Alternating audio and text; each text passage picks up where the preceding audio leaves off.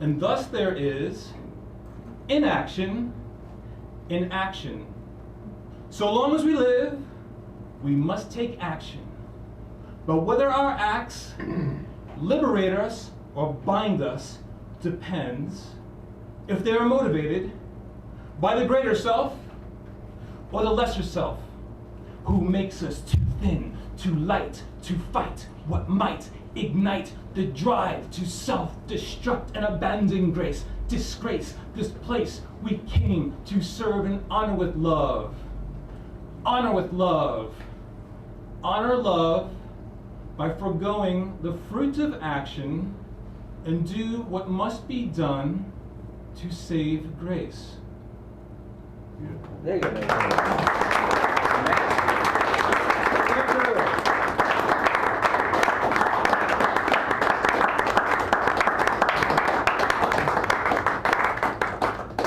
Thank you. Thank you. That was wonderful. All right. Thank you so much. All right. I shouldn't have said Andrew. It was not Andrew. It was Edward. Edvard. Edvard. Edvard! There you go. Thank you. Now I'm looking at the right appointment. Okay. Thank you. Oh, see how it goes? All right.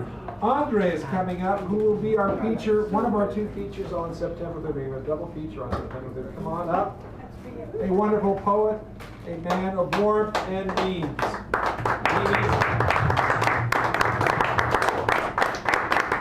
Hello, my name is Andre Wilson, the storyteller, and I'm the feature here at Sacred Grounds on September the 3rd. My happiest New Year's Eve was last December 31st in San Francisco. Storyteller Ron Jones had put out the call for storytellers, poets, musicians for a very unusual New Year's Eve celebration at St. Aidan's Church. He advised, be loud. I submitted YouTube videos of several stories, and on a lark, a poem. Several days before New Year's Eve, Ron Jones sent me a message. Andre, your stories are nice, but your poem is more what I had in mind for the pop-up portion of the show when I asked audience members to pop up in the seats with their contribution to the New Year's Eve celebration. I was a storyteller, not a poet, but if you want my poem, so be it. On New Year's Eve, I drove across the Bay Bridge to St. Aidan's Church, located on a hill in Diamond Heights. As I entered the church, Ron Jones, wearing a birthday cake candle hat atop his bald head, beckoned me. Psst, psst, hey Andre, come here, I want to talk to you. I came over. Hey Andre, these are the question cards I'm going to pull out of my hat later. Take a look at them, read them. Now, if you see any question here that applies to your poem, I want you to pop up from your seat during the pop-up portion of the show and recite your poem. I took a look at the question cards, and every single question seemed to apply to my poem. So I said, okay, and I took a seat. The New Year's Eve show progressed, and then we reached the pop-up portion of the show. Ron Jones pulled question cards out of his birthday cake candle hat, read them, and various audience members popped up to play the ukulele, recite a poem, or tell a story. Finally, he pulled one question card out of his hat. What question are you dying to know in 2014? I popped up from my seat, threw my hat to the ground, and said, would you love me if I'm bald? He said, yes, I would love you if you're bald. I then began my poem. Eyes roamed empty spaces, the bleached, a smiling faces. Would you love me if I'm bald? Could you love me if I'm bald? I don't wear Beyonce's mouth. Or me with a cheese, mohawk. Could you love me if you're bald? I'm bald. Should you love me if I'm bald? My scalp shines a blank billboard. I'm not written, praise the Lord. Should you love me if I'm bald? Would you love me if I'm bald? When 10, I proved my first road, but the kids call me bald. at me if I'm bald. I finished my poem. Half the audience applauded. And half the audience blanked. Ron Jones gave me the thumbs up. Perfect! During intermission, a lady confronted me. Are you real or are you a plant? She wasn't asking if I was a philodendron. She wanted to know if Ron Jones planted me in the audience to pull off the stunt.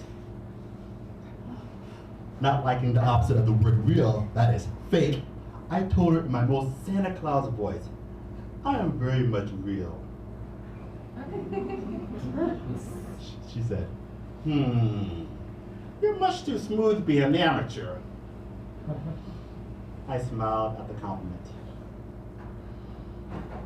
My happiest New Year's Eve was last December 31st in San Francisco.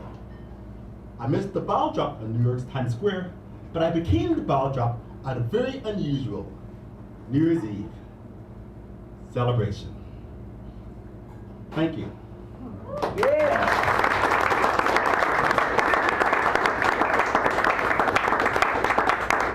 My name is Andre Wilson, the storyteller, and I am the feature here at Sacred Ground on September the 3rd. Yes. Thank you. Congratulations. All right. We have Harold, then myself, then Marissa, then Sally, and then Stephanie, our feature. Harold. He is a wonderful poet, so give him a nice round. And a great teacher.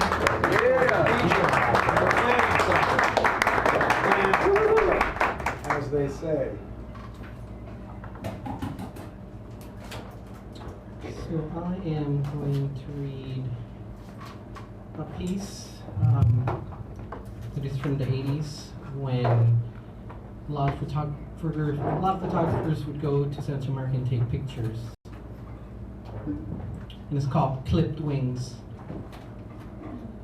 The child raises her arms. She had never flown with the sun and moon during the day.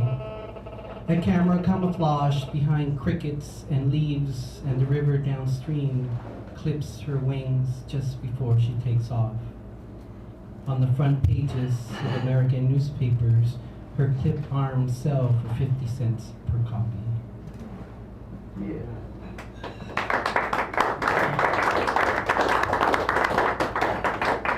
This one's after a Salvadoran poet.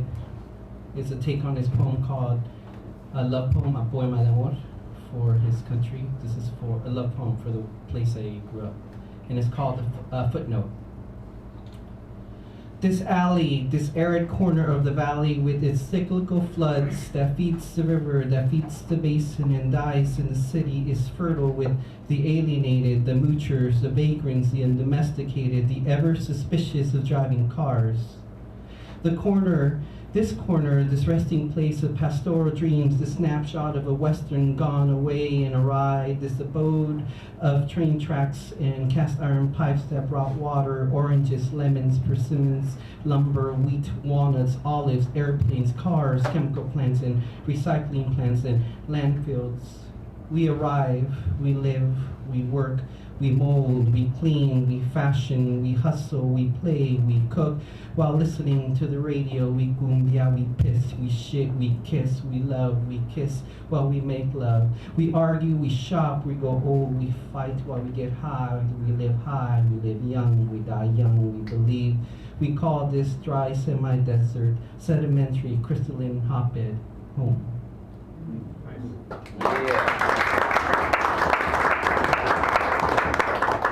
And the last one is also about the same place, and it's in 3 parts. And the first one is a professor, the second one is a friend, and the last one is a love piece. The first one is Patricia. Pat wrote me that a young man she tutored at the Pascua Yaqui Reservation is also from Pacoima. What are the odds, right? He swore he had seen her while growing up there. She asked if she knew Richie Valens. She did. Sadly, she said the young man is a meth head. Pat had only been there once since 1959. 2. Marcos. Mi carnal Ramos says living there is like the marriage you got yourself into. No matter how fucked up it was, you always go back because you have no other place to go to during the holidays. I believe it's more like promises of first love. Every woman you kiss after that will breathe some of those hopes and dreams, no matter how fucked up they are. 3. Dimples. Ernest told us his room is where Richie spent the last few months of his life. This is the same room across the fence from my room where I spent one summer listening to Ernest play Come On, Let's Go over and over and over again. Ernest asked if Dimples and I were married. No, just friends. In a week, he said he'd be playing with Tierra at Handsome Dam. Dimples had forgotten about them. I forgot the lyrics. I didn't have Together on tape in my car either. This is where I fucked up. Thank you.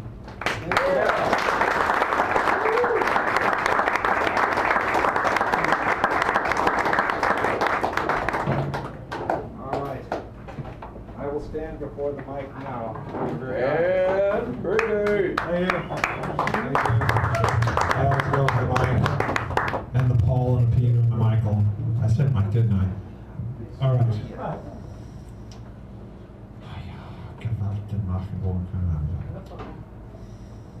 I'll start out with a haiku. Tom's grave. Light spring rain collects in droplets and runs down the lines of his name.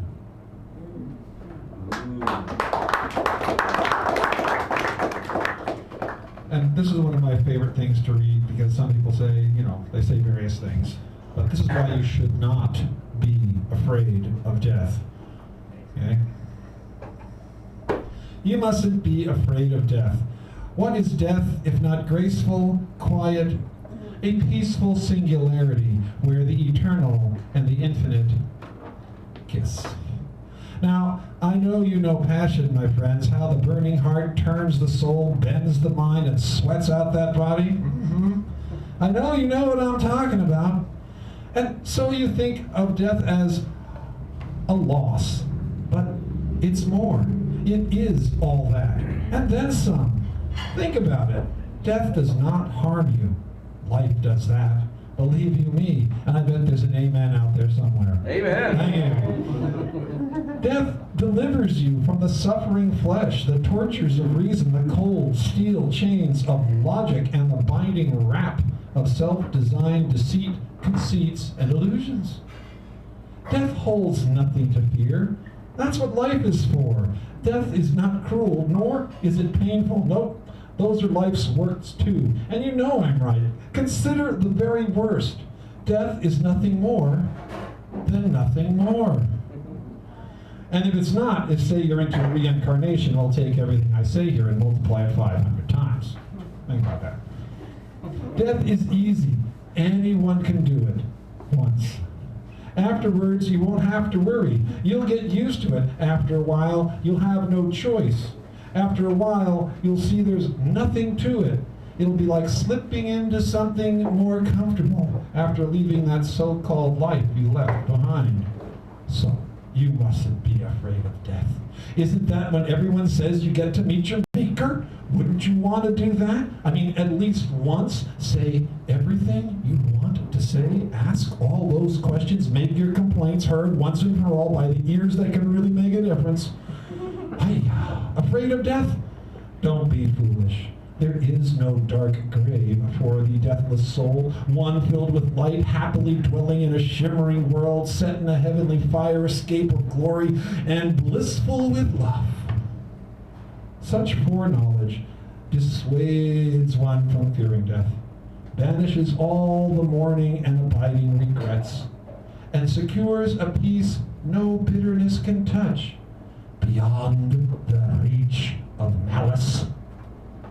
There is nothing but joy.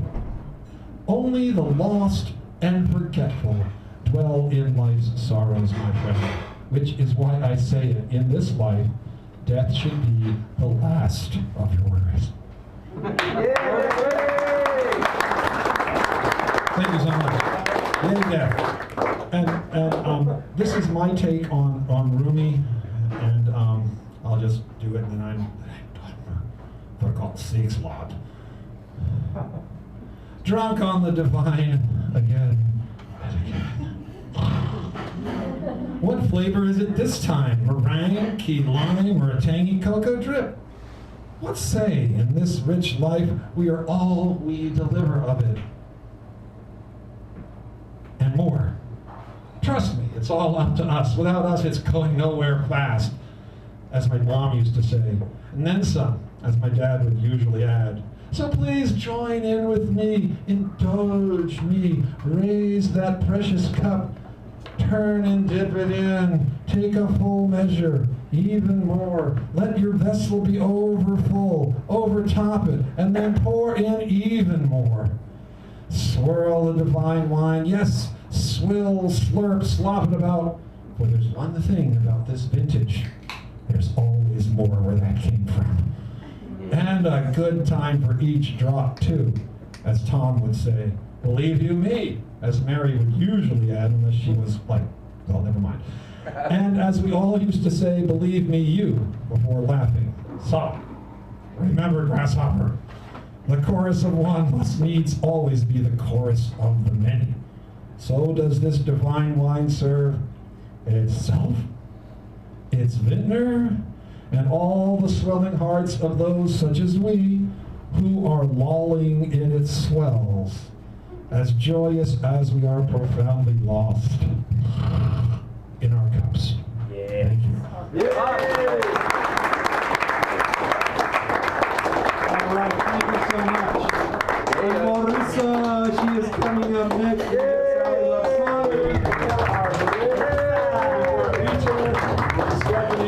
And if you haven't found a seat, there are seats sprinkled about liberally, and there's even bench places here. You don't have to worry about me, I don't bite, except sometimes.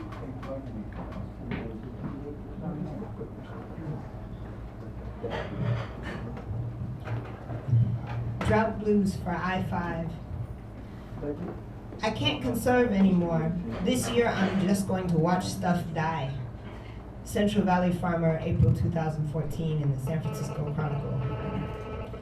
Admitted, body, you would drive this frosted coffee drink all the way to the Arctic, sit in the lichen, try to freeze a circle of tundra while the glaciers wet your mouth. From Bakersfield to San Francisco, orchards white as ash, strobing the highway, trees standing dead, equidistant as tombstones.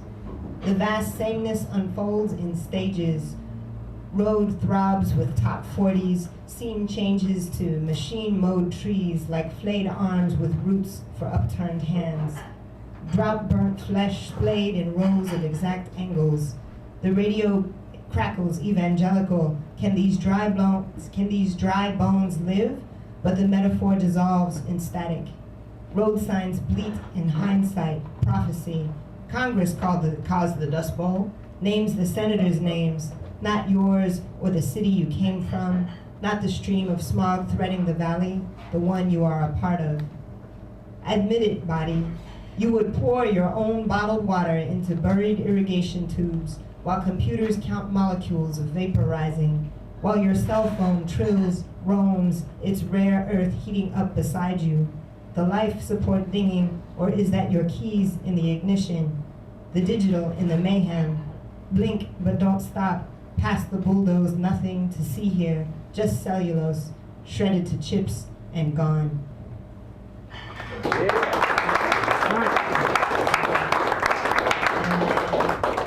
This one's called Inbox Aquarium. My roommate keeps tiny carnivorous fish. Finger-length, thinned leaf fall, leopard spots along their spines, salt crystal teeth that stalk my fingertips through the glass. A minnow horror show. All the invertebrates I allow to live, scuttling them outdoors from household corners, daddy longlegs, moths, once a hairy flexing spider between the baseboard and the wall. My roommate now scoops and tosses into the tank. The fish know the flailing above the water filter's hum, zigzag to the surface, bloop, dragged the bodies down, legs trailing loose like whiskers from their jaws. I wondered how they saw me. Did they move through the living room, backlit by the window, my shadow flitting over couch or potted plant, too close or too far or too huge to care? Until one day I peered in and one stared back with the same quiet precision it hunted, primordial recognition of another eye. It fanned its fins, suspended itself in the tank window, not eating, not eaten, and we stared at the between us, read it like an email from God. After 15 seconds of infinity, it was the fish that broke it, turned into the blue and pink neon, made from 1,000 cones of light, an expanding universe of insect eyes. 2. Hello. I saw you looking at the fish in the aquarium today. They are amazing, aren't they? I'm CCing the fish. Get it? Anyhow, just thought I'd say hi. Love. Thanks very much.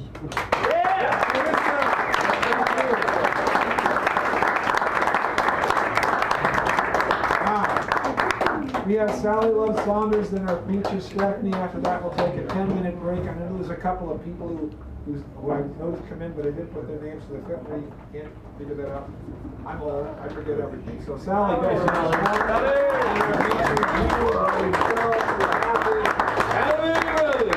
Iron Lung is working. You know how you get food sometimes caught in your teeth? Well, I have a point caught in my mind, and I want to share it with you. This morning, I heard moo, and I thought, a poem. As long as I always hear the trash man, I will know it's Tuesday. So, if I ever get blind, or I never have a piece of paper again to write on, or a calendar, as long as I hear that noise, I'll know it's Tuesday. It hasn't made the my paper yet. It's still caught in my mind.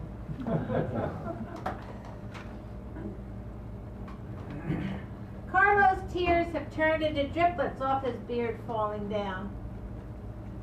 His ex-sweetheart's spirit goes with him, a close shadow. Carlos, injured butterfly. Beautiful wings quivering.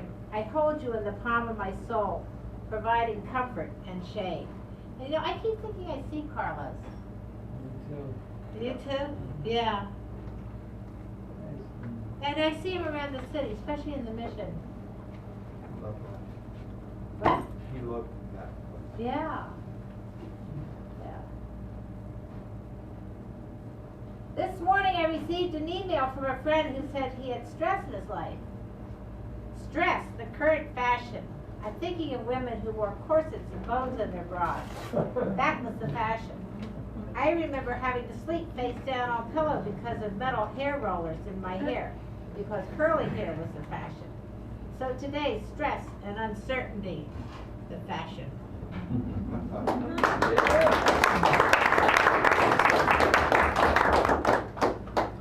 Buford, writing of 19 years with a lost love.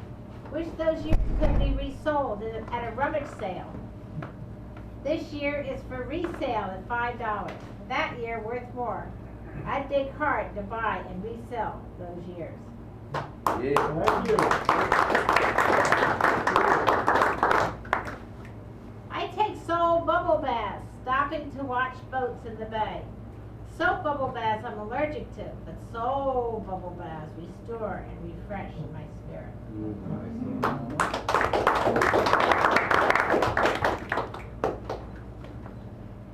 When Dan asked me if I'd be a feature poet, my pen start giggling.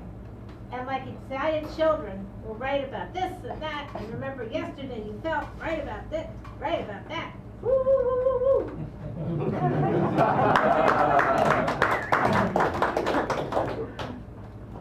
Goodbye, you puffer fish. Your anger emitting body odor I can't stand. I offer you a hand to hold, but no, you are too busy growling.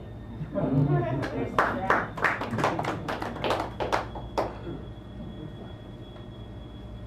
A new long day to write poems, never given birth before, but have birthed 3,000 poems, caring for poems as they age, protecting and sheltering them. My children, my wonderful children.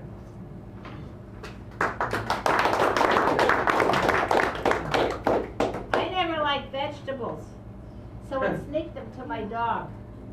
Luckily, we had a tablecloth that draped down so my parents didn't see me feeding my dog the vegetables.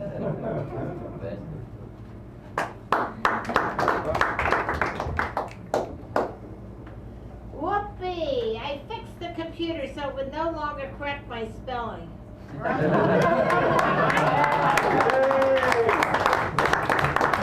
Feels so good to have that shackle removed. Like tossing a waist-cincher bra with bones. I'll spell my way. And if the receiver doesn't like it, too bad. Maybe I'm starting a fashion of individual spelling all right. Maybe I'm a dress designer of words. Yeah.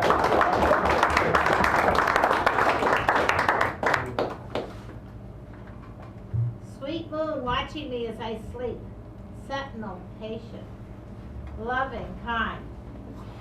The moon watches me when I sleep and follows me when I wake.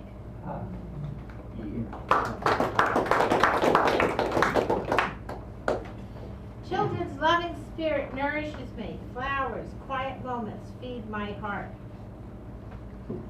I was at an old folks home today and they were talking about how important it is for people to be with other people all the time.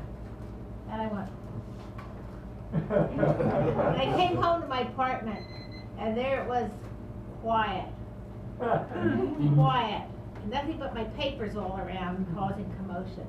And I thought, oh.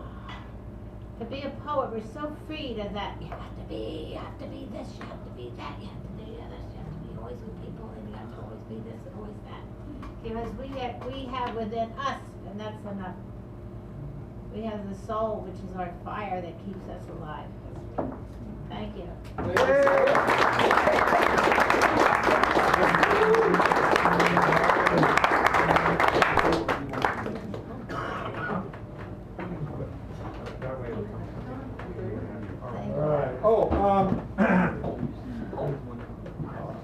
Wait a minute, this is my best slide. Cameras are there. Ladies and gentlemen, our feature of the evening, Stephanie Manning, well known here, well regarded, and one of the finest helpers I've had here. She and Greg Pond have helped out so much here when I was in the hospital and such like. Good poet. I mean, just really, and a nice person on top of it. Like Sally says, she's on fire, and like as are we all this evening. It sounds like me, it's hot in here. Anyway, Stephanie Manning, give her a hand.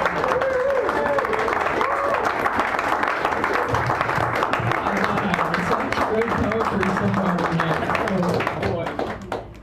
And I just wanted to remind everybody that if you don't already know that J.D. Freeman has passed, our friend and poet. And tonight I'm going to dedicate my reading to the memory of H.T. Moe, who died a year ago, August 20th last year. He's the guy in the middle there. Yep. And H.D. I met at the Mechanics Institute Library Halloween poetry reading, which was the last of their Halloween readings, in 2000. And it was the first poetry reading I've ever been to. And he liked my work, and he said, "Hey, Stephanie, you should come to these other readings, you know." And he kind of took me around to all the readings in this one. And I'm forever grateful to him for that. And my take on H.D., and if you disagree with it, it's just my opinion, you know, other people say different things about H.D., but his poetry was, a lot of his poetry was list poems, lists of words that would interest him, that were connected only in his mind.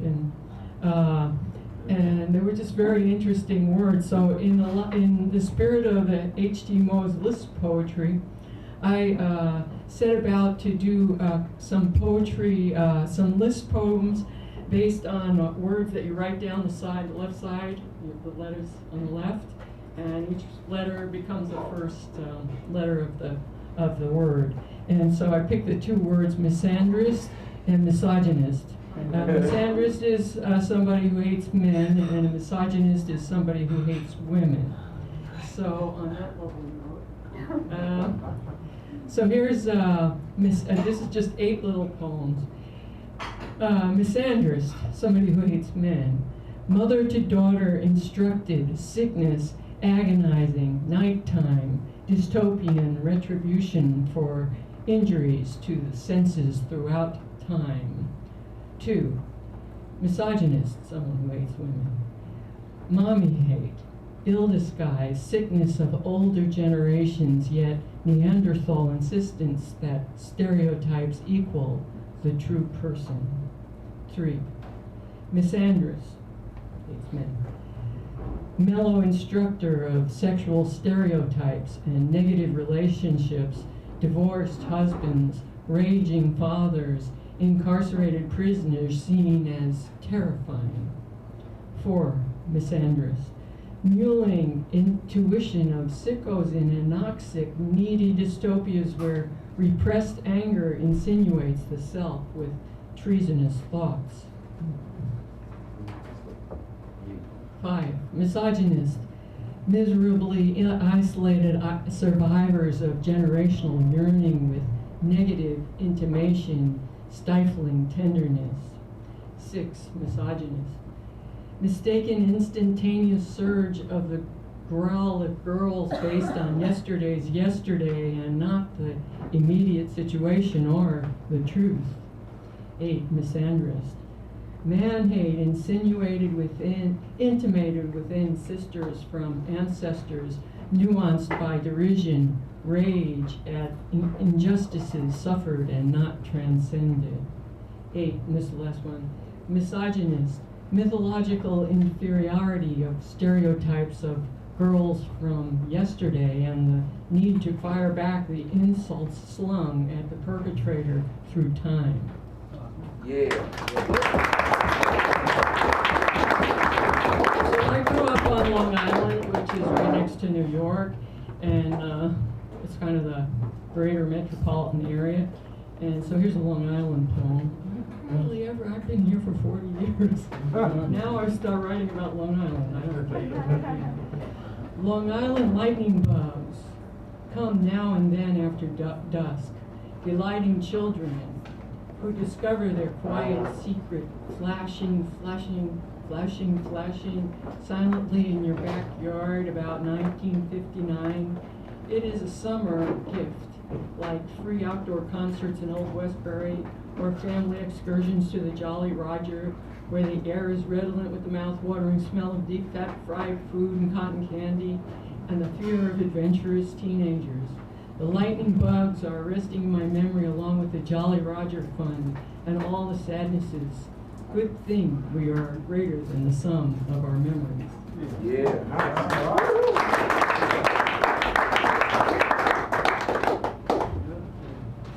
Okay, so here's 2 poems that are dedicated to Robin Williams.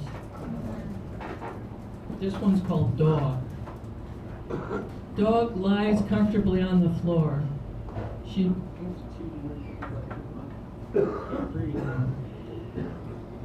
Dog lies comfortably on the floor. She knows her person is nearby doing something. She is loyal to the pack and sits in close proximity. She sits. Time passes. She sits and sits. Suddenly an itch crops up in an unscratchable place on her hip. She chews it, then pauses. It continues to itch. The person does not notice. Dog continues to chew. She chews and chews and chews. Person vaguely demands, "Dog, stop chewing." Dog stops, wishing to please. Dog sincerely wishes to stop, but she cannot. She returns to chewing, this time with ferocity and fangs bared. Person thinks, "I should pay attention to this. She's chewing herself badly." But by now it has become dangerous to interfere with the ferocious chewing. Person wonders why the dog chews like that. Dog pays no attention to person now. Chewing has become the be-all and end-all. Only drug addicts and alcoholics can understand this. Only they can have felt the unbearable pain of going without, of withdrawal, of solitude's evolution into solitary confinement and isolation, of being left with their own thoughts, which are the abyss. A dry drunk is not a pretty sight. the answer elusive, spiritual, distracting, altruistic, and devoted to survival, and without poetry, nearly impossible.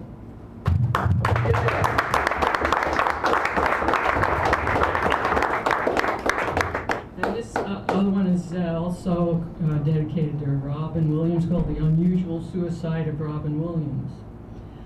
Usually when people kill themselves, they do not think ahead to the consequences. No environmental impact report is conducted in anticipation of the act.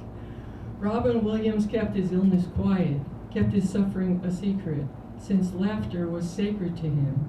Every show judged by the applause meter, remember the applause meter, and how much they laughed, just like the excellence in comic timing.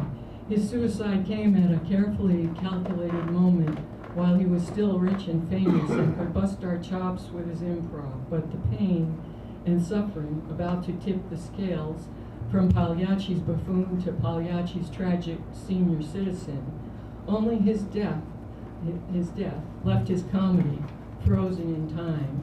Maybe he knew we'd all be watching videos of his work and laughing, the way he preferred to be remembered, with sacred laughter.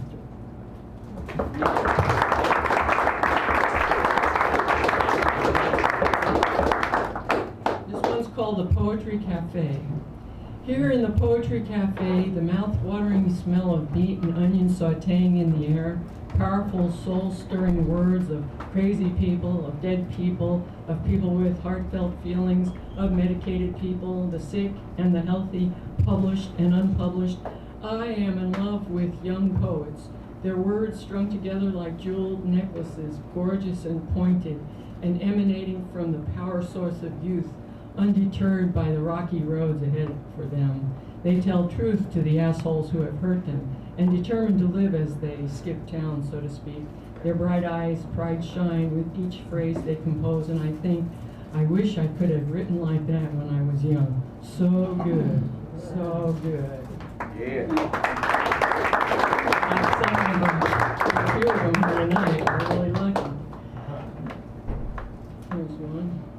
Fish swim, birds fly, poets write, lovers sigh, waters flow, mountain rise, God only knows why a politician lies.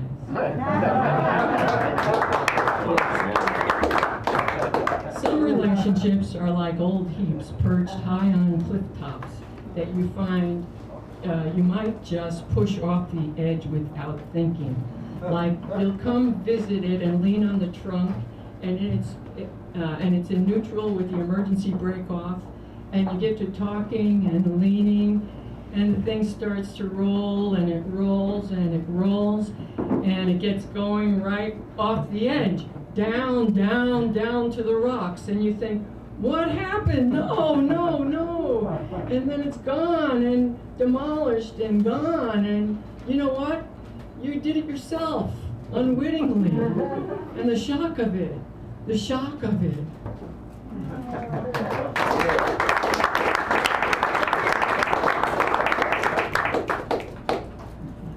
The other night I was sleeping, and all of a sudden there was screaming out in the neighborhood. Some bird was really getting it, so I wrote this poem. Poor bird caught by a night stalker and carried about the yard screaming at midnight till death finally comes. Love is not quite like that, although agonizing true, the voice remains silent.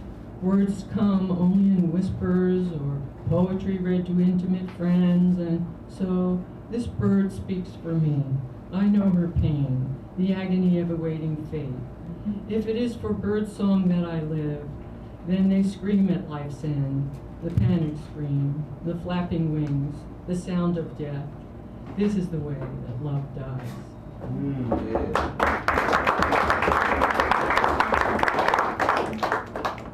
The opposite of death is walking. The opposite of worry is action. The opposite of light is starlight. The opposite of life is suburbia. The opposite of dull is a wreath of wild flowers woven for your hand by old Mary Cardwell. The opposite of beautiful is waiting for the obvious while too hungry, angry, lonely, or tired. The opposite of beautiful, the opposite of insight is walking right past the answers. The opposite of hatred is time. The opposite of love is drifting away on a pyre and waiting for the burning arrows. The opposite of sadness is when a baby smiles at you. The opposite of lonely is not waiting for the obvious, is action, is walking, is stopping for the answers. Only then will someone weave a wreath of wildflowers for your hair. Only then will baby smile at you. This is the last one, and this is called Saturn in the Visible Nearby. Beautiful midsummer sunset late in eventide, and now only a glow along the horizon, and above that, in the blue-black coming of night, a waxing crescent moon seems to follow Sunday westward into ocean, with tiny Saturn nearby. Such fools are we who would believe our eyes, and meanwhile Earth dares turn its back on the sun, and so on mighty Saturn. Only the moon deliberately moves across the night like that, dear companion of the eons, held in place by laws of physics and not syntax. All three, sun, moon, and Saturn, set in the western orange, blue, and black. Einstein's relativity, merely a glimmer in their loving eyes. Thank you.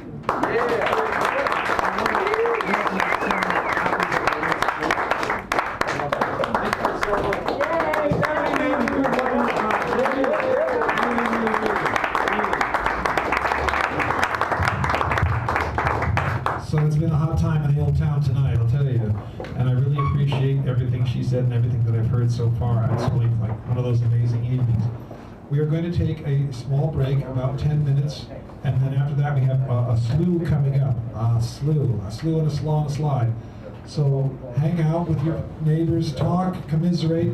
There's books over there. Where's that guy with the books? Oh, she has the books, and where'd he go? Oh, he's outside. But, and so 10 minutes, and we'll be back in shorter time. Thank you.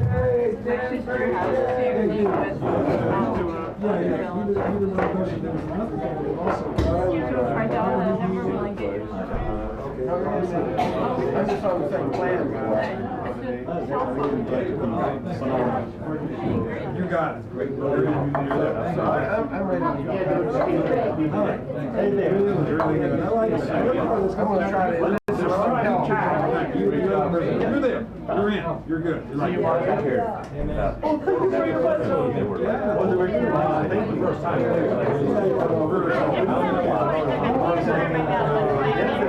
I think the last time you were here, I was saying I had no crutches. Oh, yeah, that's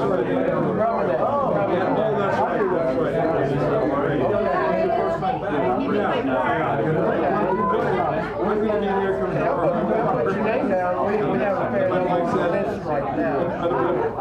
That's I won't die. I'll go like this. If something goes on, that's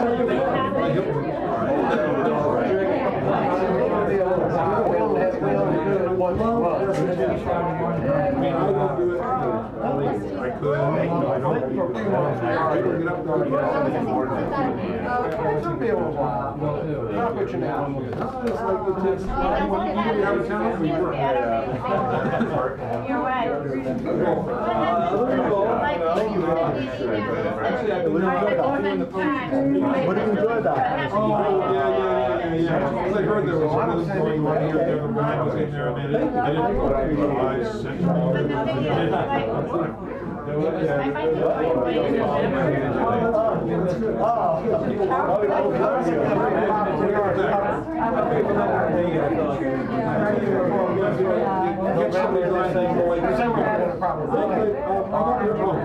Right. January. Let me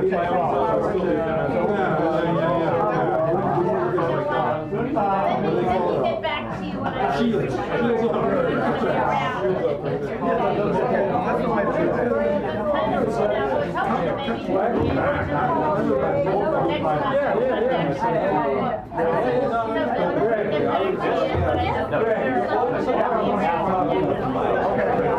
Okay, that'll be good. But I did send you an email. I can tell you. Miss Mini Feature. I don't really, I don't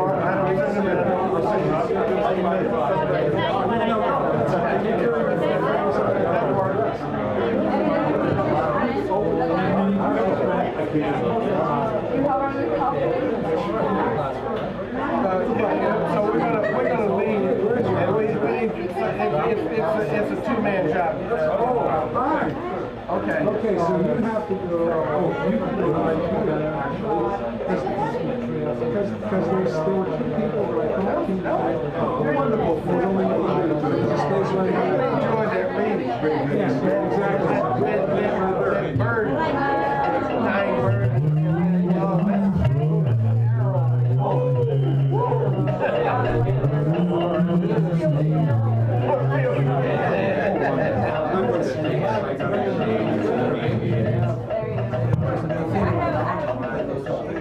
Have your number? Have your number? You have my number. You got my name, you got the number.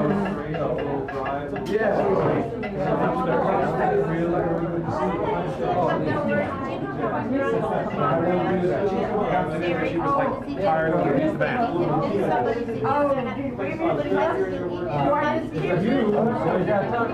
But I get emails about it. Tonight, the thing that was interesting was like, everybody was really clear. I mean, you were clear, but it was like this, it was like, a lot of people, they're on the mic, they're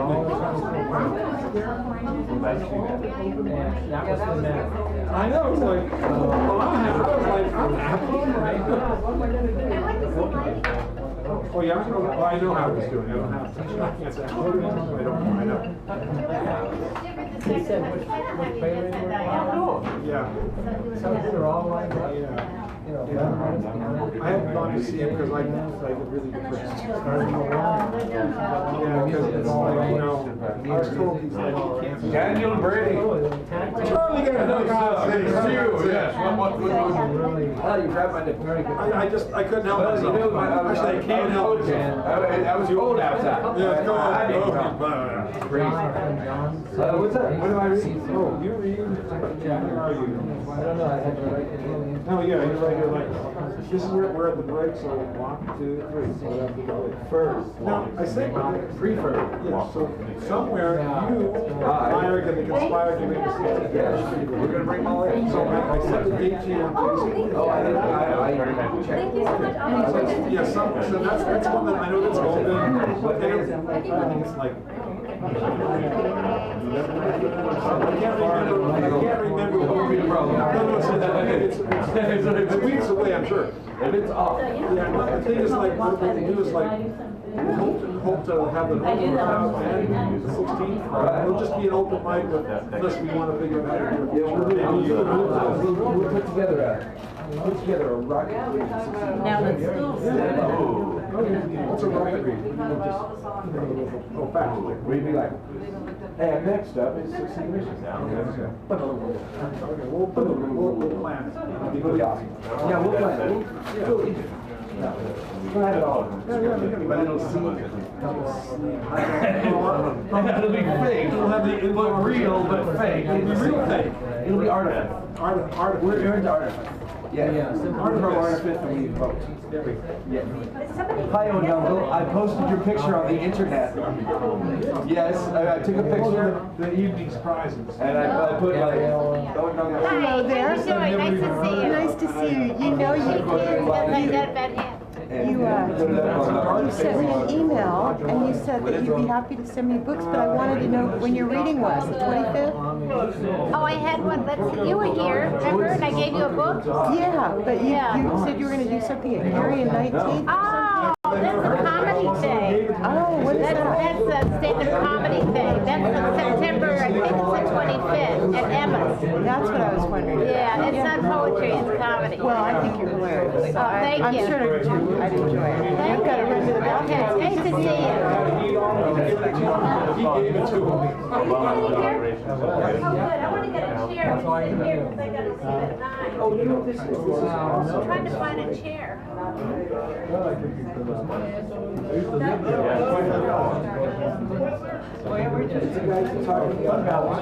yeah, that's how to read it. Yeah, it's almost impossible to read. Yeah.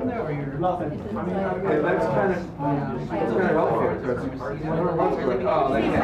Keep me up at 9 and I want to be able to sit. It's nice to sit down. No, I'm looking for a chair so I can sit here. There's a chair behind you.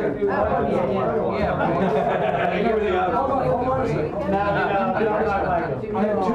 It's metal. I have it at home. I bought this and kid away in the closet. Someone else bought that. I saw one of those ones I did. You don't have to call me after you ride. No, because I win all the time. Oh, yeah. I know you're gonna bring some water.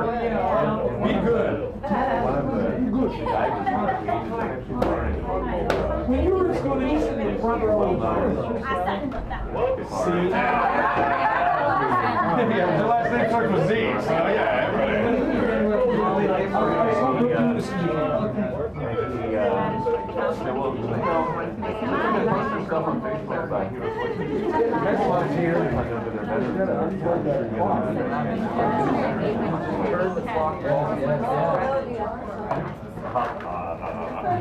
Yes, very.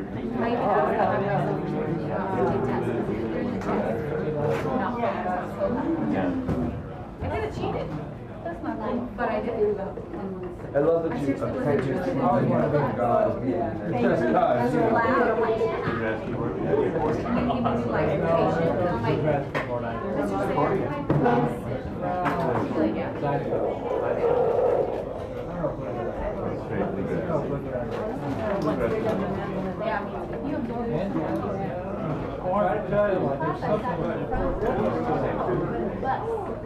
You're welcome. Hey there.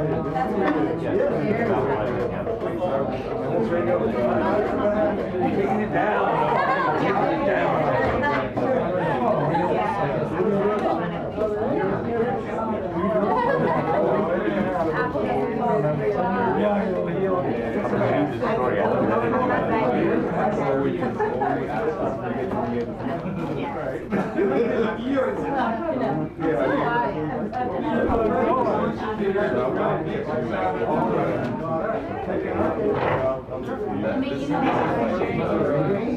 Oh, yeah.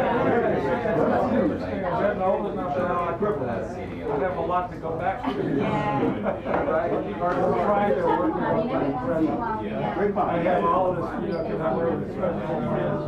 I have about 3 years almost every day with them. So I have it's going to be just that, and all of my life. It's really bad. You know what you do. No, sir.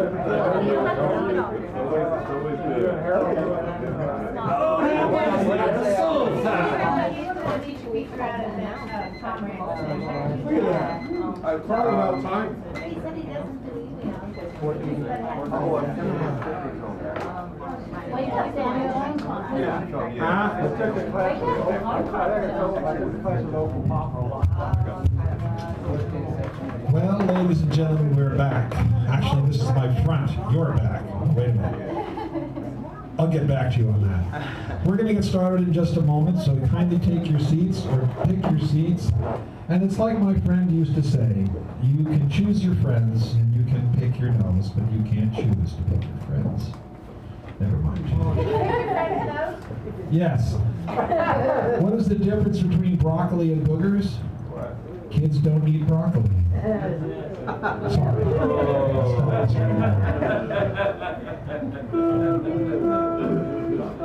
I'll put a better taste in your mouth, figuratively speaking, at home.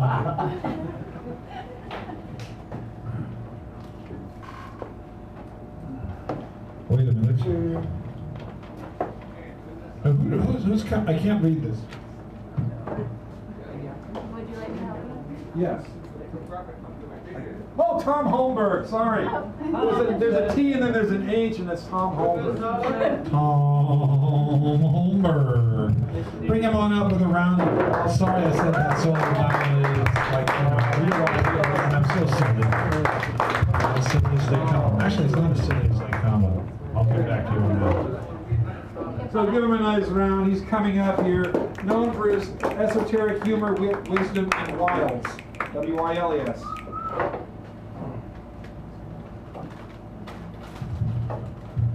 Hello.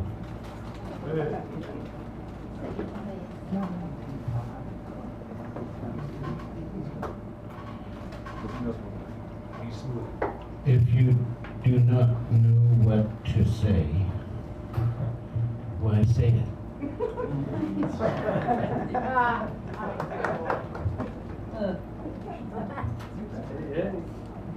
That's right. Oh! I got it. A fellow injected ink in his vein. It did not improve his feelings. Someone took him to a doctor. He asked the doctor what he was going to do, and the doctor didn't know. He said, I know, I'll give you a transfusion. And some of the blood spilled on the floor, and it spelled out something. Waste is a terrible thing to mind. Hey, that's mine, there, boss. That last phrase you just said is mine. I said it about a year ago in this very place.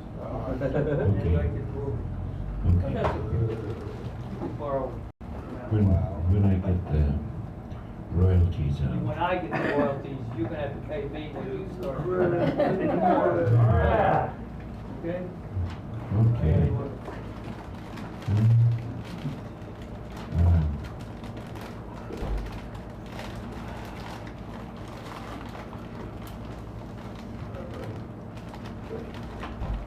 The last 4 words you said, or 6, whatever it is.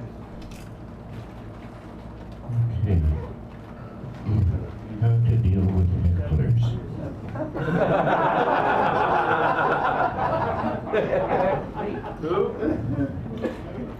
Hecklers are a pain in the ass.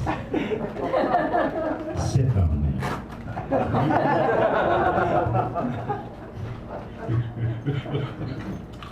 Laugh now, I'm laughing all the way to the bank there, bro.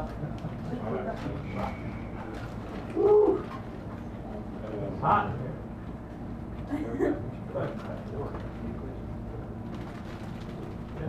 Okay, I think my 5 minutes are up.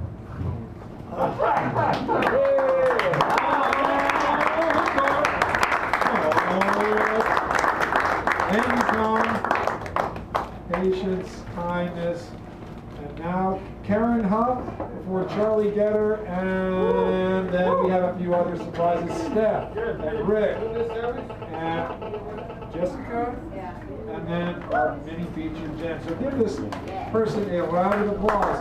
She invades your mind. Yeah, why do I always call me somebody I have to look up to? Bagels the mind. Did you want cream cheese with those bagels? Yes, please. Okay.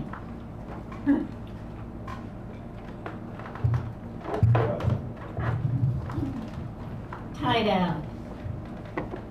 Desiccated hydrozoa litter beach like empty condoms. Worn out summer dreams.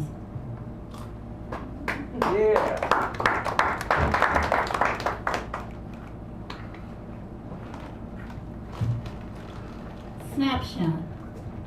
She stands barefoot amid the broken glass. Tears have dried, leaving rivulets through her foundation like mud strokes made by a flash flood in the arroyo. Her mind is clear and empty now. Fury, pain, and indignation, only words in a worn-out dictionary. She is inexplicably weary. Would lie down if she could only get to the couch. Nothing has changed. except the space in the cabinet that held Crystal an hour ago. She cannot even reach the broom. Feels this moment in time as her complete biography. Thank you.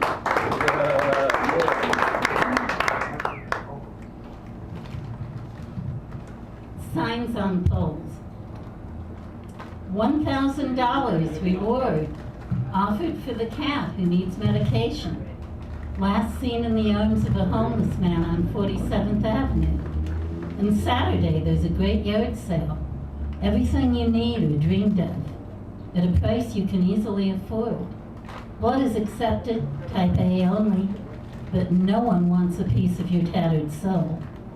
The 12-year-old retriever lab mix has disappeared, leaving a 4th grade girl desolate. Please return, no questions asked. And someone has lost their mother, who peers over reading glasses on the poster. Faded blonde hair and a perfect page boy, an impish hint of a smile. She is 65. They do not say if she suffers early dementia, like the man who went missing last fall, who was found sitting on a curb a few blocks away eating Cheetos, which his children say he hates.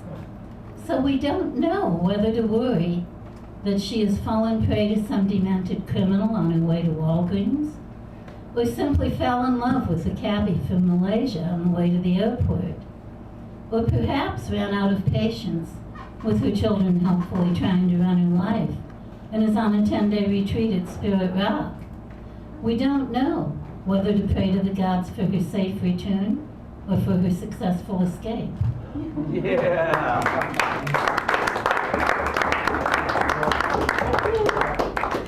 Always leaves us thinking. Thank you. There's a brief announcement, and then we'll have Charles, Roger, Paulette Getter come up here and talk. Just wanted to remind everyone and promote, I'm doing PR for City College of San Francisco. Yay! And in particular, Poetry for the People, which is going to be taught by, has already started this week, instructor, Professor Harold Tedderson. Raise your hand so we can see you. He will not say this himself, so I will say he is an award-winning poet. He won the San Francisco Foundation's Phelan Award. He's a magnificent poet coach, and tons of his middle school students through Writers Corps won tons of awards. And he's a great, just one-on-one talking to people, classroom person and presence. Yes. You. So definitely, please, if you can't enroll yourself, please encourage other folks who might be interested in reading poetry and writing poetry and just having a great time and being in a great poetic community. And it also supports City College of San Francisco. We need the enrollment to stay up. We're looking for almost 20 students to fill both the remaining seats for both classes. And that really goes for all of City College's classes, that the enrollment needs to stay up so that they can maintain the revenue, and so instructors don't get cut and all kinds of other things don't get cut either, because it's largely based on enrollment. So thank you again. Please, if you have questions, come on over to the table and spread the word. Thank you.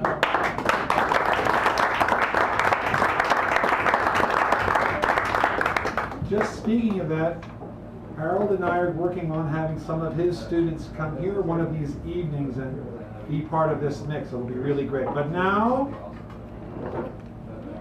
Charlie Getter. Give him a round. Or a square. Or a rectangle. Or a spheroid.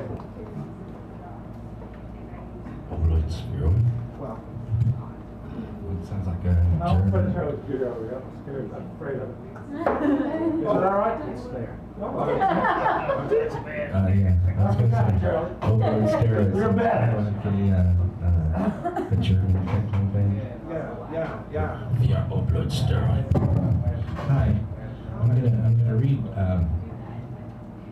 quick Joel Langemeyer poem before I read this. His book came out. If you find it, it's awesome.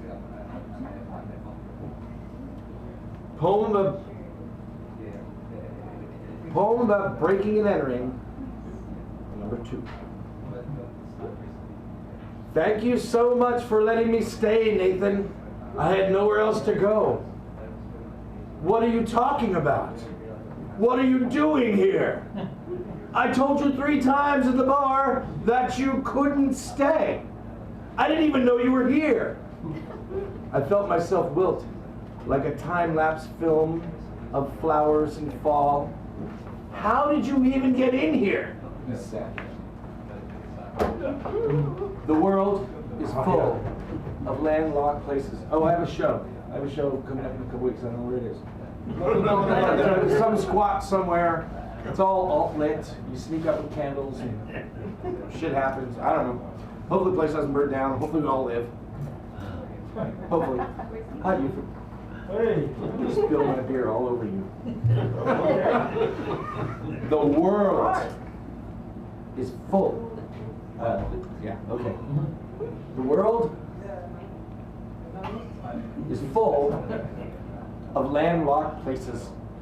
Places where the ocean can't get to. The ocean with its power and its waves and its dominance. Dominance across the wide face of this world. Hundreds of thousands of miles of pure power. Splitting the world from itself with its grandeur and its arrogance. Landlocked places don't see that ocean that tells it we ain't so bad. And the world is full of landlocked places. And landlocked places are hell. I've been to Switzerland, and Switzerland is landlocked. And Switzerland is hell. I've never been to Bolivia. But Bolivia is a landlocked place. So Bolivia must be hell. The first tweakers came from Bolivia. And they chewed leaves. And they stayed up all night. And their tents were really clean. But they didn't care. Because they knew they lived in a landlocked place. And it's the same with all landlocked places. It was hell. And I can see so far over an ocean. My heart can be its own seagull, sailing on the wings of the ocean's power, sailing off to different shores where they make funny looking buildings and really good Chinese food. But my heart turns into a snail or a 3-toed sloth when it tries to see into a heart in a landlocked place. Because landlocked places are hell. Kansas isn't the answer to anything. Not even for Dorothy. It's black and it's white and there's no cowardly lion to protect you. Switzerland is not my kind of an answer, written across the sky by a smoky plane. For one thing, it's almost impossible to spell. And a spell is what I'm under. And this feeling hasn't happened to me for a very long time.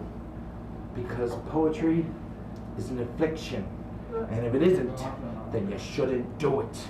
And the afflicted gather in every corner of the world. And those who got it real bad, they know who they are. We know who we are. We know each other, and we need each other. And I'm just a rambling fool who knows where the ocean ends and the land begins. And it sure as hell don't in Kansas, because landlocked places are hell. And I can see the sky clear. As I pulled my Geo Metro away from the coast, and through the mountains, and through the desert, and over more mountains, to where the flat land rushes to meet the overarching sky, and the wind blows, and it sometimes drops houses on witches, and it sometimes holds mysteries that a couple of meaningless hours within a few worthless days does far too little to illuminate, because Kansas isn't the answer. Neither is anywhere. It's a different interruption. And San Francisco can slowly sink below the horizon, and I will only watch as the waves play on the sand, and my dog chases birds.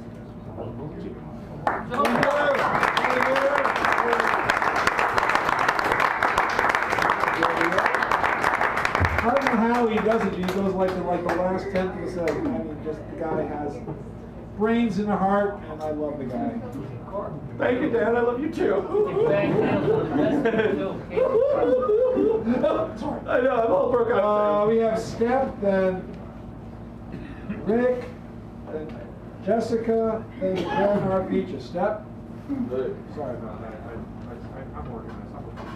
I have Oh, I'm getting nervous. Oh, nervous? Yeah. What is that? I'm next on my old gang. Okay. Well, I'm Steppenham, the host of the Steppenham Show. A very humble and mild-mannered YouTube channel, which recently got footage of the owner of the Coal Cafe telling me that he called cops on me. And so that racks up the second footage, bit of footage I have of somebody saying they call the cops on me. And that is not the direction I wanted to. I did want it to get political. I didn't want it to bring my private life drama into there too much. But I should have. I should have just gone in there. I should be taping myself now. By Gar. All right, time out. Okay, this moment brought to you by silence. Hello, darkness, my old friend.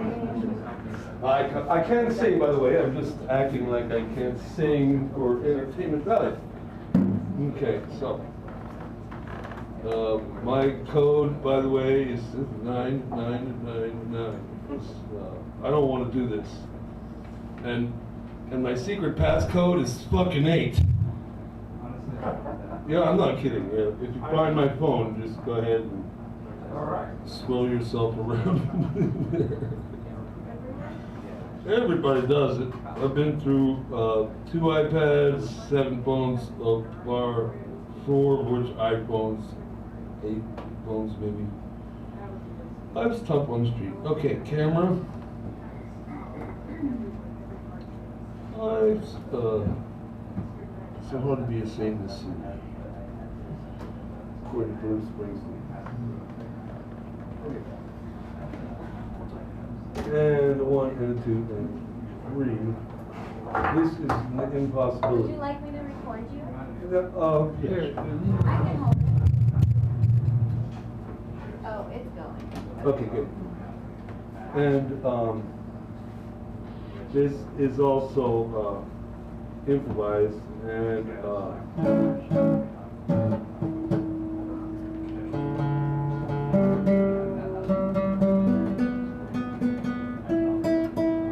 I'm prepared because I want to be the kind of poet that can blow right off the top of the head. But I wrote a line or 2 as a kind of a starter poem, you know. Just that little inspiration.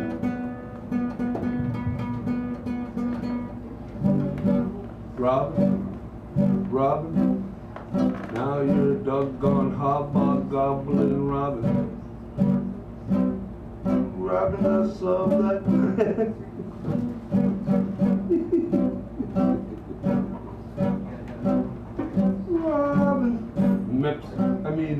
Shuzbucks.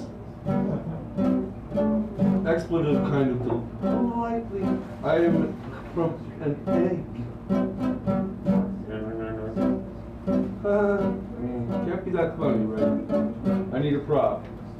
Okay, good luck with this joke. Okay. Robin, now you're just a hobgoblin. I'm not complaining, but life sure seems to be draining. This war is so suicidal. Remember the song about MASH? Suicide is painless. Why does it leave us with such a guy? No, Robin. Batman, holy Guadalcanal. Stop saying that, Robin. And would you cut down on the kryptonite? You know how Superman feels about that. He said, just say no to drugs. Yeah, he figured out a way to say, just say no to drugs. You know what? I gotta tell you, an inside scoop, all the poetry aside, my poem is I was born in 1960, the first episode of Sweet your president, people will think of this country as having had a bloody coup d'etat. But you guys all know that. Is my mom a psych nurse? I talked to her on the phone, the subject came up, Robin. She jumped on it, she said. Now, she worked 30 years in rehabs in New England in the 80s when the, insurance is paying for rehabs a lot. 30 years in the 80s. And she immediately jumped on, he did Prozac too long. Because some people are worse forever. I said to her, you know what? Is there an exit strategy for Prozac? Is it that much more or less an addiction than something you get on the street? No, it's the pharmaceuticals keeping us alive. Doesn't always work, does it? Sorry, Robin. Hey.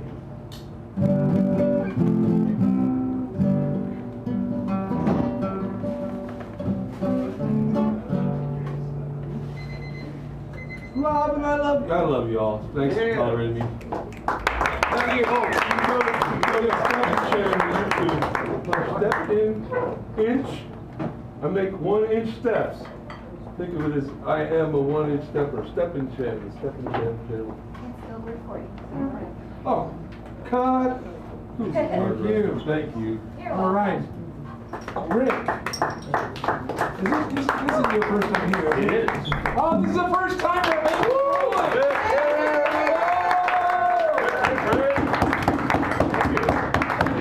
I used to dabble in writing poetry a long time ago, back in the 90s, and hadn't done any of it, and then encountered joyfully through my fiance this wonderful poet David White. You all know David White, the English poet.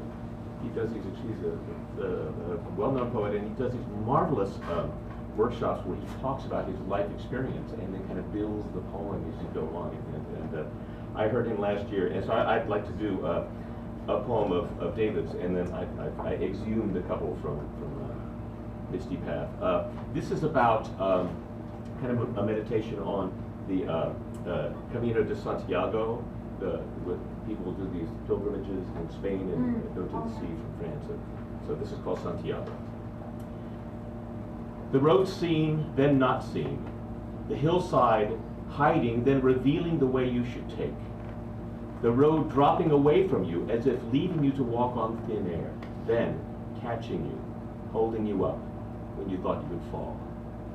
And the way forward always in the end, the way that you followed. The way that carried you into the future, that brought you to this place, no matter that sometimes it took its promise from you. No matter that it had to break your heart along the way. The sense of having walked from far inside yourself out into the revelation, to have risked yourself for something that seemed to stand both inside you and far beyond you, that called you back to the only road in the end you could follow. Walking as you did in your rags of love, and speaking in the voice that by night became a prayer for safe arrival. So that one day you realized that what you wanted had already happened long ago, and in the dwelling place that you had lived in before you began. And that every step along the way you had carried the heart and the mind and the promise that set you off and drew you on. That you were more marvelous in your simple wish to find a way than the gilded roofs of any destination you could reach. As if all along you had thought the end point might be a city with golden towers and cheering crowds, and turning the corner at what you thought was the end of the road, you found just a simple reflection and a clear revelation beneath the face looking back, and beneath it another invitation, all in one glimpse. Like a person and a place you had sought forever, like a broad field of freedom that beckoned you beyond, like another life, and the road still stretching on.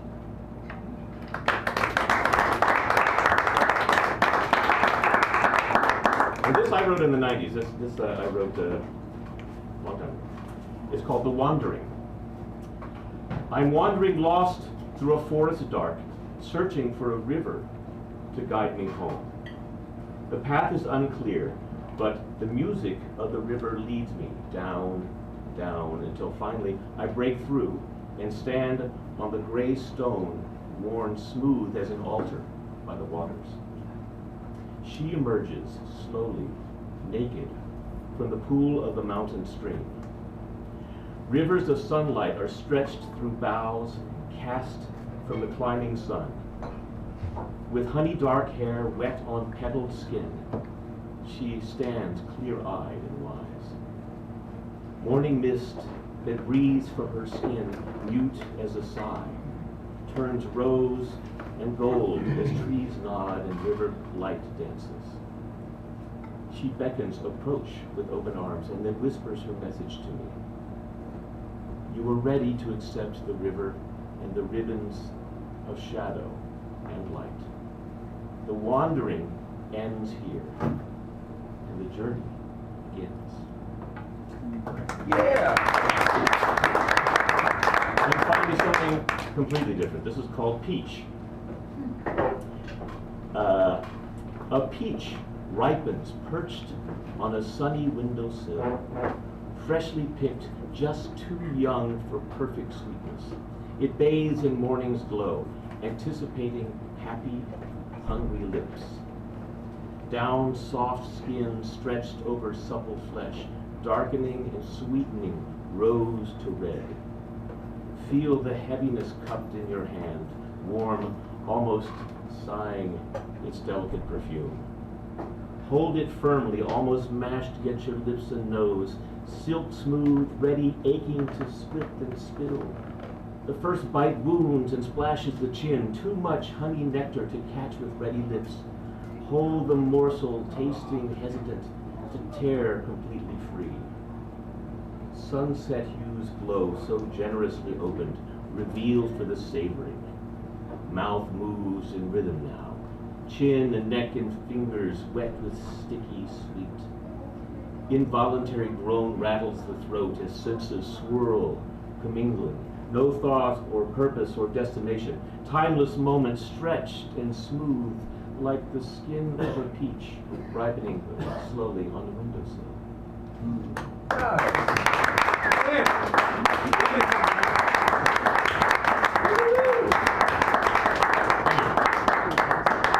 All right. Jessica.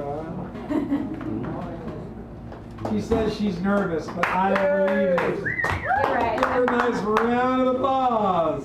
A rude round of applause. Okay, so I'm here because of my lovely friend Jennifer. She kind of convinced me to come up here and read. I'm like, what the hell? I'll find my poems from high school.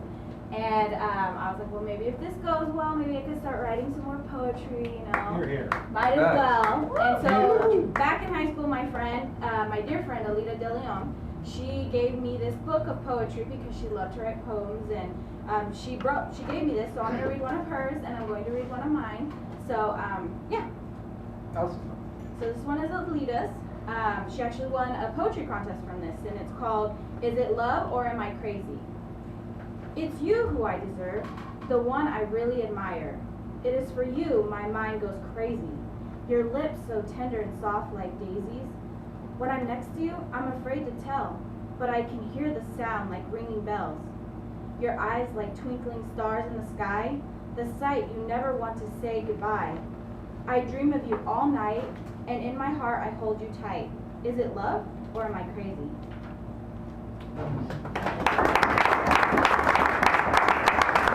Okay, this next one is mine. I was kind of in a crazy situation. I was not doing so well, and I was kind of upset with my dad, and you know how teenagers are in high school.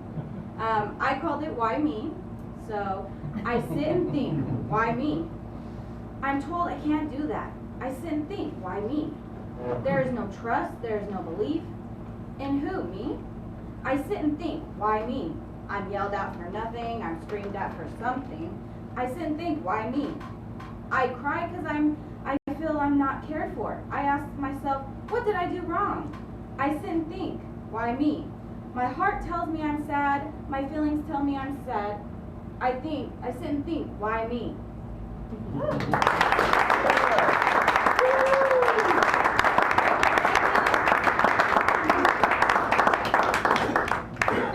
See, you're unharmed.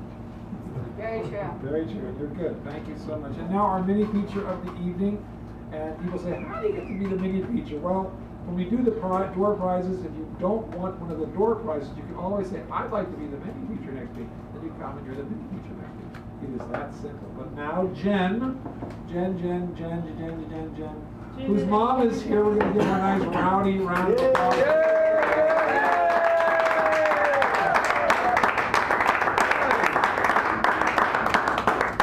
It's my lovely friend Jen. All right. Lovely Jen. So give me a woo if you're feeling good. Woo! All right, good. This first one is going to set the mood. How much time do I have? You have 8 minutes. Okay. This first one is going to set the mood. It's not about Robin Williams, but it was inspired by. You told me you loved me, but only after I died. And I was sitting here watching, tears fill up your eyes. Sharing stories of how I impacted your life, but you never bothered to tell me till after I died.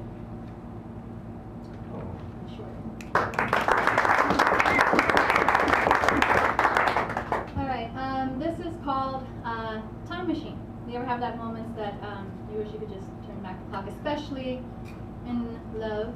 You know, the one that got away or something? Show of hands? Come on, somebody? I'm not the only one? Okay. This is called Time Machine. Thank you, he tells me. Thank you for being you. And I hated him in that moment. I hated that I love him. I hated that he loves me back. I hate the fact that he'll still lie next to her while I'm sitting here trying to calm my nerves. And tonight, he'll think of me. Until exhaustion takes over this dream of us talking and us laughing, visiting memories that no longer have a place to be. And he'll rest up for tomorrow's day. He has a life and a family, another baby on the way, yet he keeps his door of ours open. Never stepping in, but playfully checking in ever so often to see how I'm doing, hear my voice, flirt with a code of careful precaution. And I hate this game, this situation I've helped create by answering my phone, laughing when he says, I know. Opening my door just enough to feel the familiar breeze of an oar that can still make me weak at the knees, and we both know we can't let this grow. He'll never step in, just as I'll never let him. And we understand and accept that we can never meet. As much as we'd like to, our emotions run too deep. We've kept them caged for too long to let any of them escape, and I absolutely refuse to be that other woman who fuels the curious taste for infidelity. Find a time machine, he tells me, because I'd like to hit rewind, and I know him. No, he means it. No, these aren't just words. But given the chance, would we? All of these years, all of our success, his daughters, everything we currently know, would we let all of that go and press rewind just to satisfy the taste of a long-lost love we left behind, but should have chased?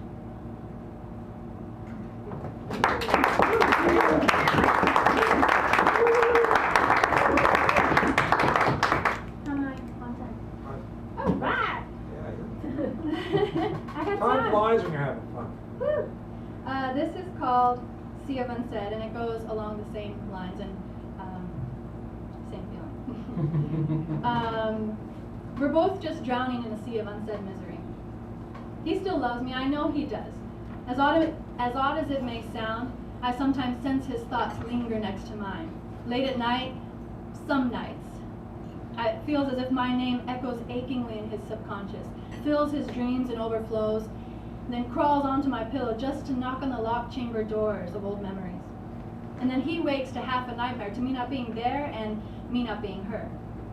And it's unexplainable, but this I know beyond any shade of reasonable logic, that he senses the same. That some nights I lay awake in bed, unable to calm the echo of his name from ringing in my head. And perhaps I can't sleep because I'm awake in his dreams, and maybe he can't drain me from them because I'm awake thinking on him. A brutal series of ping pong matches that never seem to cease, no matter how many years it's been. Our lives are streaming in opposite directions. We stand on opposite sides of the same riverbed, glancing, sometimes staring at each other's pebbled beaches. Mental health and emotional recovery demand that we move on, but we both refuse to let go of this common current. The only thing we have in common anymore. The only thing left we have of each other. I lost my spot. We stand lost on opposite shorelines, with so much to convey, so much emotional baggage to let loose and say, yet we say nothing. We don't even wave. We just stare at each other through the foggy distance disarray, a sea of unsaid words between us holding us at bay, but neither of us let loose a word. We hold our breath, drowning in a sea of unsaid misery.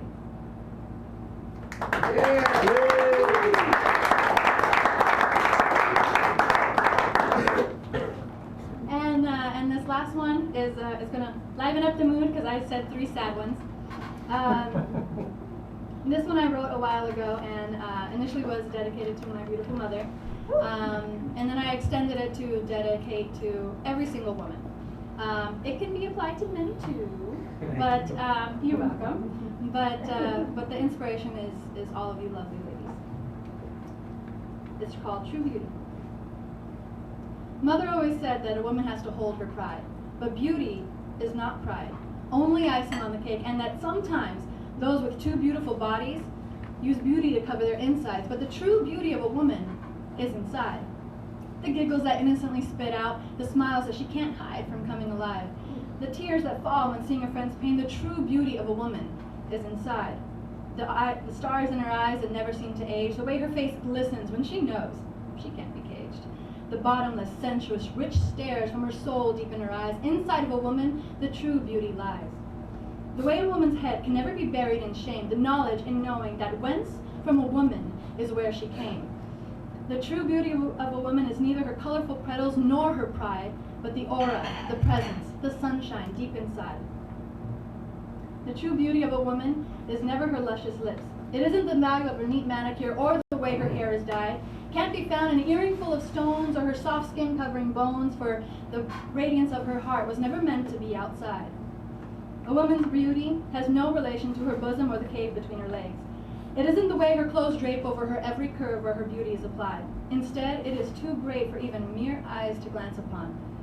For the brilliance, the brightness, the vivid glow from a constant burning flame, the true beauty of a woman is inside. I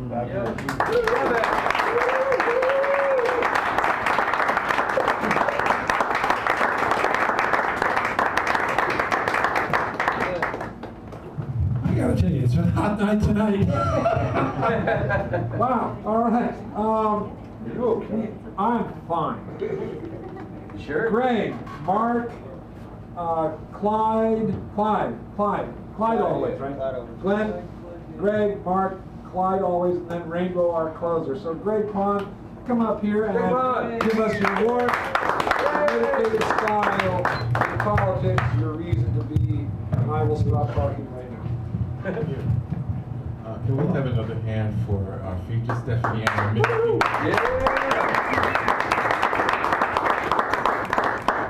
We're very proud. Traded. Thin drops of love can care, can caress, but can't address.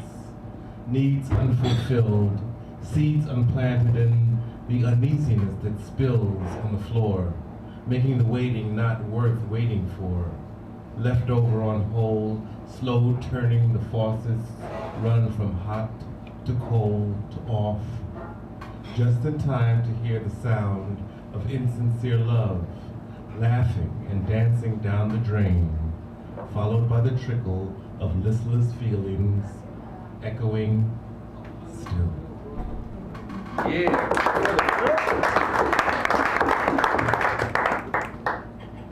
Menace to society. I hear the sound, window rolled, car door locked, sunroof closed. A reaction from some when they see someone who looks like me, often profiled as a menace to society.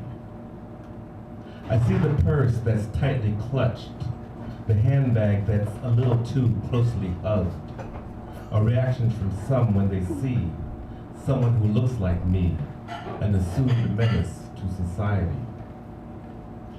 I feel the prejudice chill when some people cross mid-block and stare at me with looks that could kill. A reaction from some when they see someone who looks like me, a suspected menace to society. I sense the shadow in eyes that follow up and down convenience store aisles, expecting me to steal rather than buy. A reaction from someone they see, someone who looks like me, who certainly ain't no dentist, but someone seen as a definite menace to society.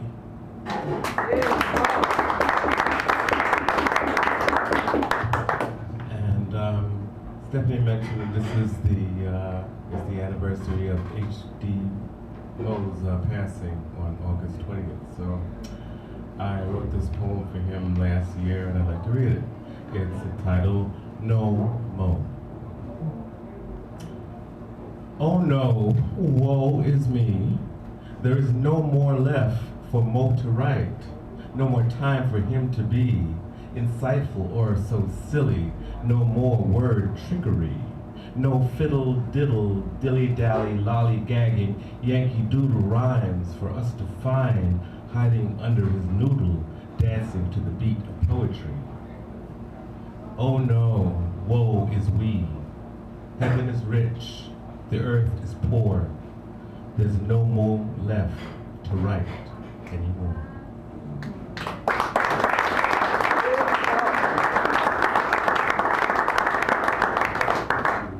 Great poem.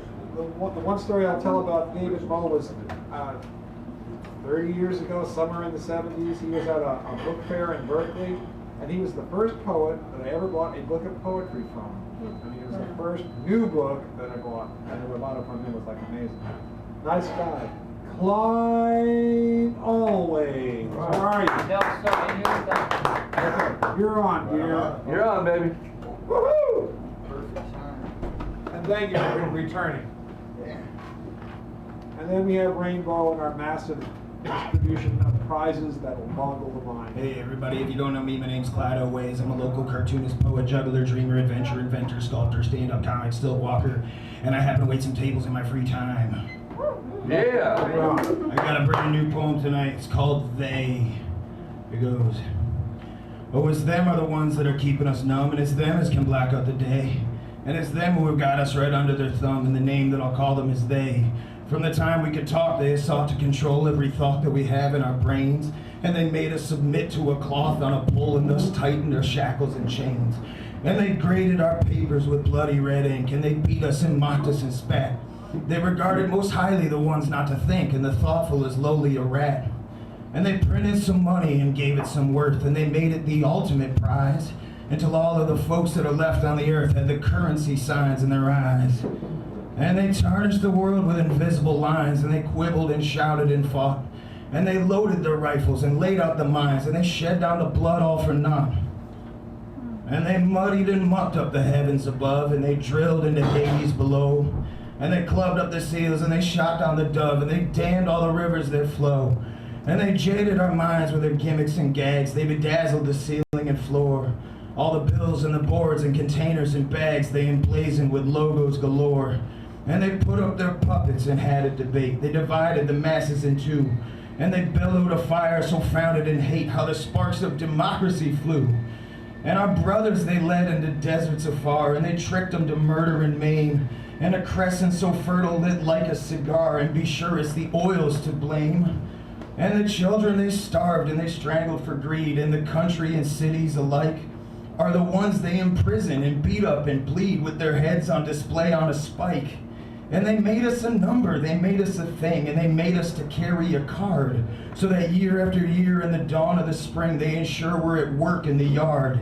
And our mothers and sisters they treated as swine, and the natives they stomped to the dirt. And they auctioned off humans so whipped to the spine, and they never cared who they might hurt. But it's us are the ones with the numbers so vast, and it's us that'll settle the debt.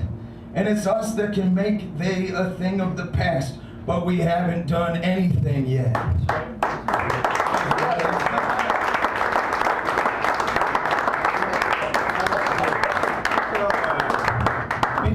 rinky dink poem. This is about doing your laundry on a rainy day. It's called Rainy Day Laundry. It goes like this. A bindle stuffed with dirty drawers I'll haul across the street, while high above the darkness roars and soaks me scalp to feet. The laundromat is packed to burst with addicts, bums, and strays. In them I do assume the worst and so avert my gaze. A chocolate grandma smokes a rock, then does a hootie dance, while skinny Santa spills his crock, then shits his raggy pants.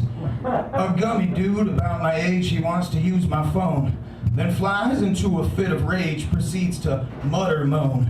The tweakers and my clothes are spun, my change cannot be spared. Just minutes till my load is done, and I'm so fucking scared. Thanks for this rainy day laundry. Let me do one more. This is for anybody who's ever fallen in love at first sight with a girl in aviator sunglasses on the patio of Cafe de Soleil, and it's entitled Just For You, when it goes like this. It's a love. Goes a line of daisies freshly plucked or set about to self-destruct and laid right out like Just For You. A golden friend of mine was pulled into a glass so fine and topped all creamy. Just for you. My stabbing pencil growing old will feel the edge of metal cold and whittled sharply. Just for you. And I rolled a stove so freshly lit and sucked it like my mother's tit, and then I flipped it. Just for you. And the piercing rays of autumn sun have lit your face and sticky bun, and so I sat up straight for you. Oh, we toasted peace and drank the war. I scraped my tongue right on the floor. I got so wasted. Just for you. And I wept a bit on filthy zinc to see the way your cheeks did sink, and then I walked away from you. All right, that's all I got for you this week. Tune in next time. Yeah, baby. We should pick it. Right on.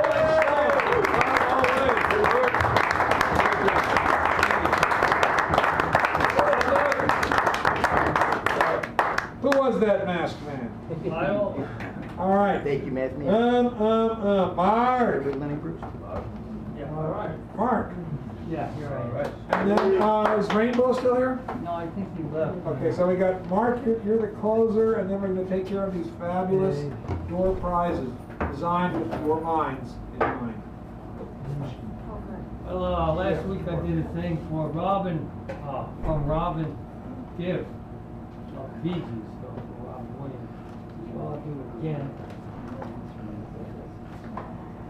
I started a joke which started the whole world crying. Oh, if I'd only seen, how you know that the joke was on me. I started to cry, which started the whole world laughing. Oh, if I'd only seen, how you know that the joke was on me.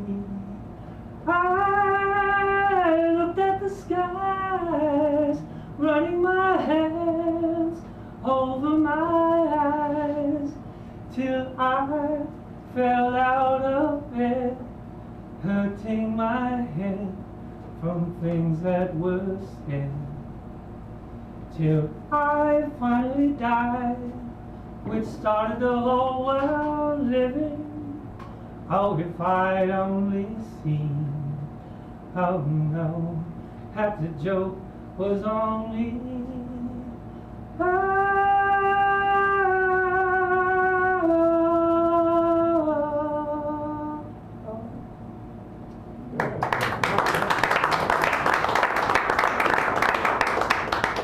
We love you, Robin.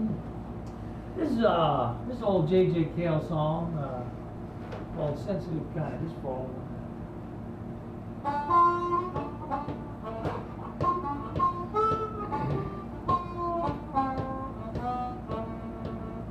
Don't take her for granted. She has a hard time. Don't misunderstand her. Don't play with her mind. She gets so lonely. Waiting for you.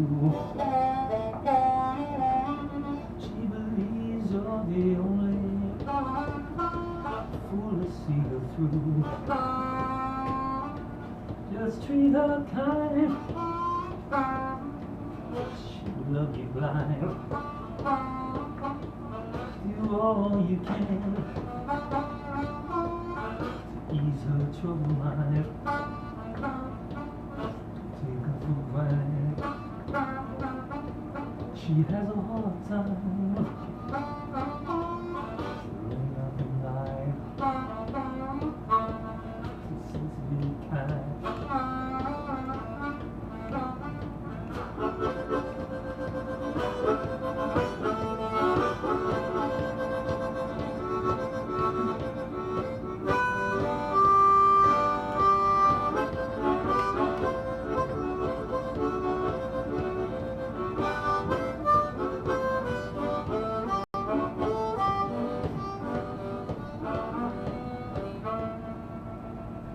Just prove you love her every day and night. I'm sure you'll discover she will treat you right. See if you believe, I know you will find ain't nothing like sincere kind. Just be a man, prove you understand. Don't make the man, just hold her hand. Don't take her for granted. She has a hard time. There ain't nothing like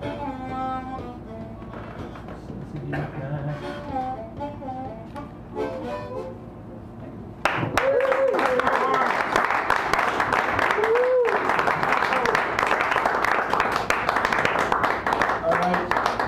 Before your very eyes have a word of magic, I'll watch my mind disappear. Now, this individual here is going to shuffle these cards which have numbers on them, which are next to your names, and this will help you determine who gets what up here. In the order that you come up, you will pick what is left. Can you cut it? Yes, Cut it down, ready. I did live. Alright, I'm out of time. I'm out of sage and oregano also. Alright, so we have 3 poetry magazines from different years. 2 of them have poems in them that I really like, and I read these things and they're very enjoyable. Ulysses, annotated, so it's the annotated Ulysses. Nice. Ulysses, that's what we want to Yeah, Barbarian by Don Brennan, who is on the wall as one of our favorite writers. Joyce's Book of the Dark. Now this was told to me maybe by Charlie Geller. This, if you want to read Ulysses, you read this, and this helps you understand it. Be the Miracle, 50 Lessons for Making the Impossible Possible. American Archaeology, The New Yorker, and a couple of National Geographics. This one from the vintage year of 1861. Huh? Are there naked picnics? Naked picnics, yes. Naked picnics. Yeah, well, you know. Babies, picnics, same thing. All right, so a drum roll, please. Thank you. Oh, and if you don't want one of these prizes and you're picking, say, I would like the movie feature, please, and that's how that happens. Number 27. Well, there is no number 27. That's easy enough. We only went to 24 tonight. 15. We have Charlie Getter. Hey, I'm a winner! You're a winner. I'm going to annotate Ulysses. Annotated Ulysses. Thank you so much. I always try to figure out who gets what. I have a very poor track record. I always win. Greg Pond. Yay! Greg Pond! Grab your prize, do-si-do. Somebody Why else. do people? Well, because I can't. You could be the mini feature. You could be the Oh, yeah, all right. Thank you. Check in.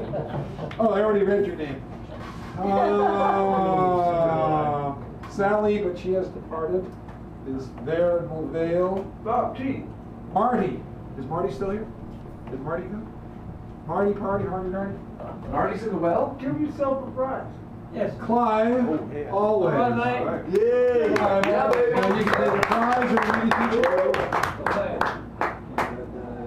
Yes, you can. The 1961 classic edition. Owen Dunkel. Owen! The thing is, there's a lot of prizes here, so there's going to be a high chance of you walking away with one as I do my calculations. High chance. Fine chance.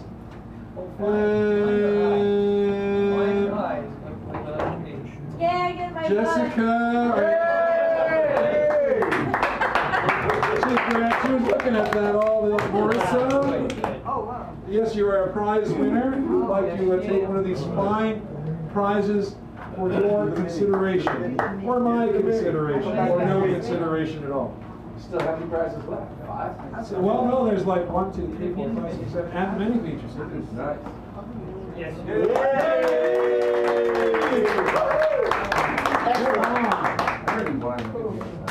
Okay, now we got her in there. That takes care of that business. And Buford.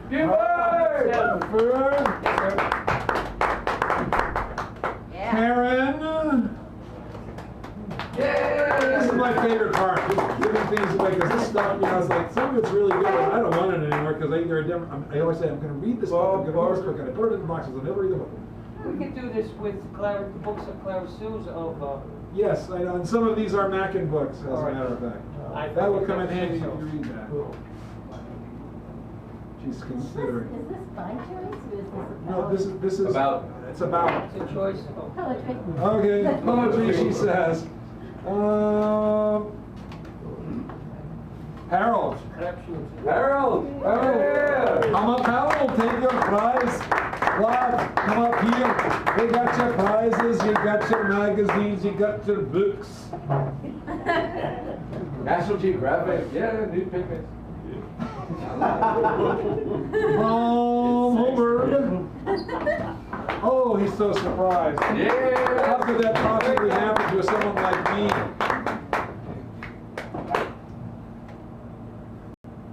He goes. I forgot to mention the New Yorker, the turkey issue. Oh. You are a winner. Yeah, winning. He goes for it. He will now understand that book that no one understands. And Rick.